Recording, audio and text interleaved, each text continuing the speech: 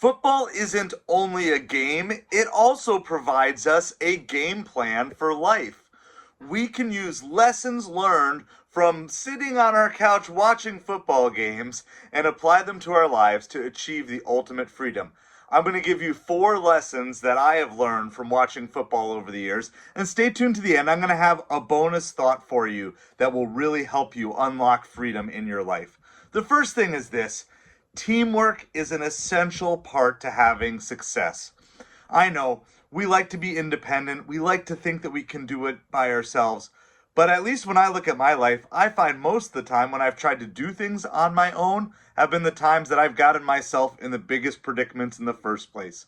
Loneliness, isolation, ego, all of those things can get in the way, and we can solve those things by bringing a team around us. Your vibe will attract your tribe.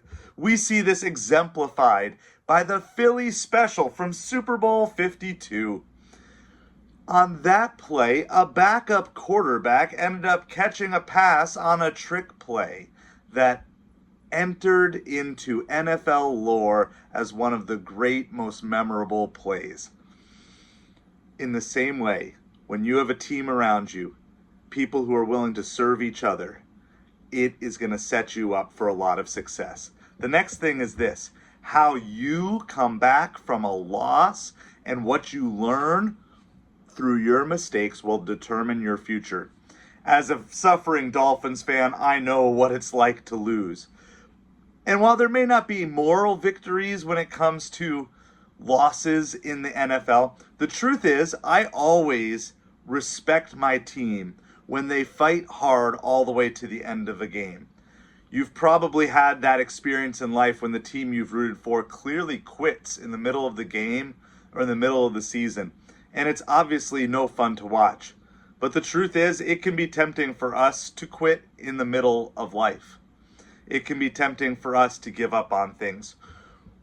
Just because you've had a setback doesn't mean that everything is over and you should quit. Going back all the way to 2001, the New England Patriots faced a major crisis when Drew Bledsoe went down with an injury. And at that time, they thought that, you know what, our hopes of winning are going to be crushed. But a young man came on the scene known as Tom Brady. And if you follow football at all, and maybe even if you don't, you'll know the rest is history.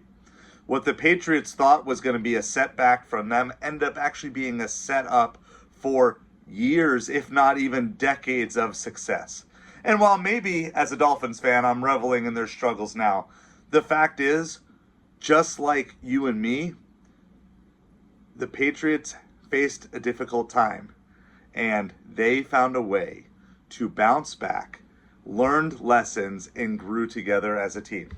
The third thing is this: we need to learn how to play through the pain.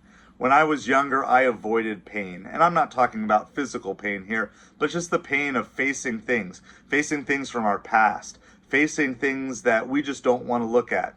Maybe you have that stack of mail that you haven't wanted to open. Maybe you're worried about what the doctor would say if you made that doctor's visit, but you know something is wrong. See, avoiding things is kind of my natural go-to, and maybe it's yours too. But the fact is, a lot of the best and greatest moments in sports have been when players have fought through the pain, fought through potentially seemingly impossible circumstances. Now, Terrell Owens, of course, is a very polarizing figure. But one thing that cannot be disputed was the absolute show that he put on, even though his team lost back in Super Bowl 39. Coming off of surgery just about less than 2 months previous to that with a severely injured leg, Owens had 9 catches for 122 yards in the Super Bowl. Just an absolutely phenomenal performance for anyone in the Super Bowl, let alone playing through pain, playing through injury. We're to the point in the NFL season now where probably no player feels 100%. They're scuffed up, they're dinged up, some have more pain than others. But one of the things that you will often hear about is stories of players just playing through the pain. And maybe right now you're in a season of pain in your life, and I want to encourage you, don't stop. Don't go to the sidelines. Keep playing, keep pushing. Like, yes, it will be hard some days, but you've seen these athletes do it, and I know that you have the courage and the strength to keep pushing forward as you go through a hard time in life. And lastly, but stay tuned because we do have one more bonus after this, but our last main point is you need to adapt to the opponent's strategy. And it really kills me here, but I'm going to use two Patriots examples in the same video. Of course, the very famous Super Bowl comeback. Patriots coming back in Super Bowl 51 against the Falcons, down 28-3. But they made adjustments. And the Falcons really didn't. The Falcons went into cruise mode, the Patriots made the adjustments, and they did what needed to be done to overcome what many people, even with Tom Brady, even against the Patriots, thought was just a lead that wasn't going to be able to be come back from. And they did it because they made adjustments. They didn't get down on themselves. And so here's the truth. There may be an adjustment or two that you need to make in your life to start living more optimally, to start living the way you really want to.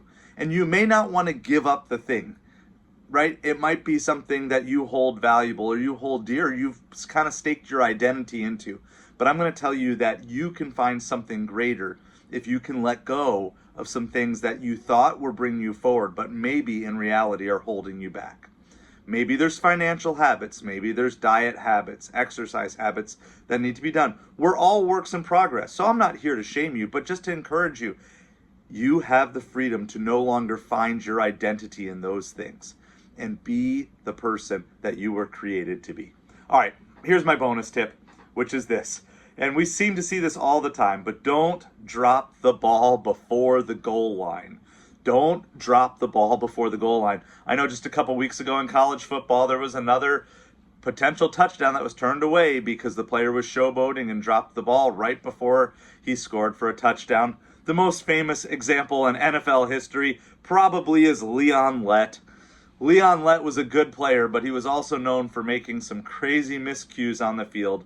And going all the way back to Super Bowl 27, he was celebrating prematurely, slowed down, allowing a very hard-running Don Beebe to come up from behind and knock the ball loose.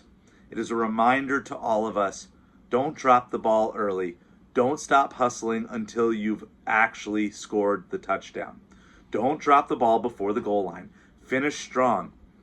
No matter what phase of life you're in, whatever project you're taking on, don't just cruise because you get near to the end.